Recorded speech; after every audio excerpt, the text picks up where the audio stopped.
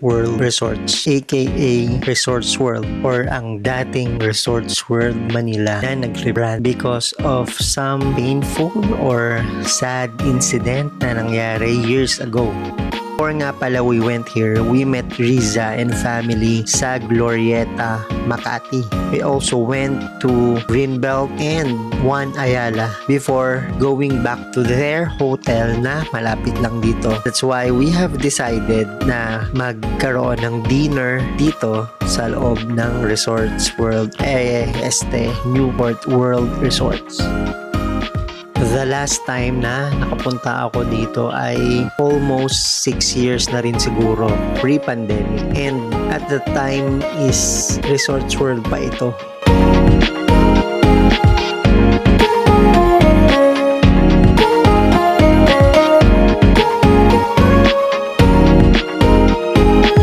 After all these years ay maganda pa rin naman ang dating Resorts World na ngayon ay Newport World Resorts. And then umakyat kami sa Newport Mall sa second floor, sa baba ay casino, and the succeeding floors ay part ng mall. Ito yung maganda sa mga malls na pag-aari ng Mega World kasi meron siyang mga kanya-kanyang themes. And in this mall, theme niya ay European. It's a mix of Italian and French, I think. There's a plaza sa gitna and then nandoon sa gilid yung mga restaurants and iba't ibang shops.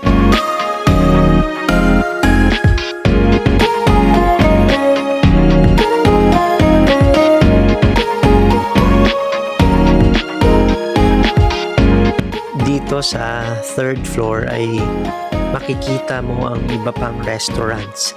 Nandito rin ang CR at there's a terrace kung saan makakadungaw ka para makita mo ang kabuuan ng plaza.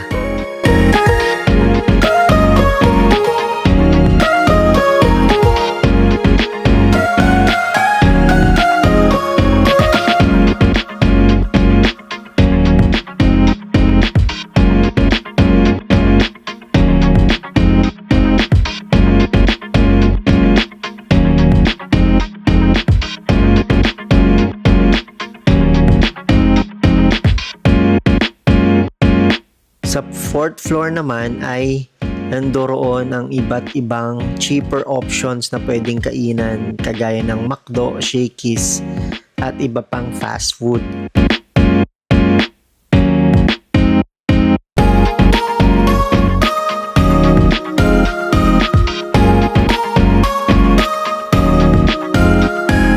Ito nga pala ang Newport Theater kung saan ginaganap ang concerts and same kind activities. It is also in the third floor.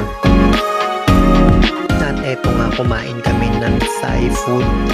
Especially this, yung pad Thai na napakasarap. Ewan ko ba't lahat or almost lahat ng natikmang kong pad Thai ay masarap. And ito pa isa sa nagustuhan ko, yung spring rolls nito, yung lumpiang Shanghai na there's something sa meat and veggies na nasa loob na nagpapasarap sa kanila.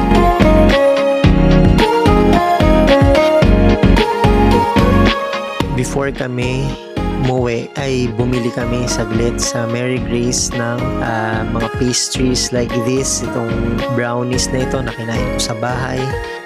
At yun nga, hinatid na namin ang mag-iina sa kanilang Airbnb or hotel na malapit lang. Nakakatuwa na sa panahon ngayon, like here in Metro Manila or even siguro sa Cebu, you don't need na gumastos ng malaki to experience luxury or makapunta sa mga luxurious na lugar just like this. Not saying na hindi na mahirap ang buhay ngayon. What I'm saying is, if you do want to enjoy a little bit of luxury or different things in life, you can do research at merong mga mapupuntahan ka na kung hindi libre ay hindi ka gagastos ng malaki kung saan mai-enjoy ka at ang pamilya mo sa pamamasyal. I hope you enjoy watching this video and please do like, share, and subscribe if you want more contents like this. Thank you and God bless us all.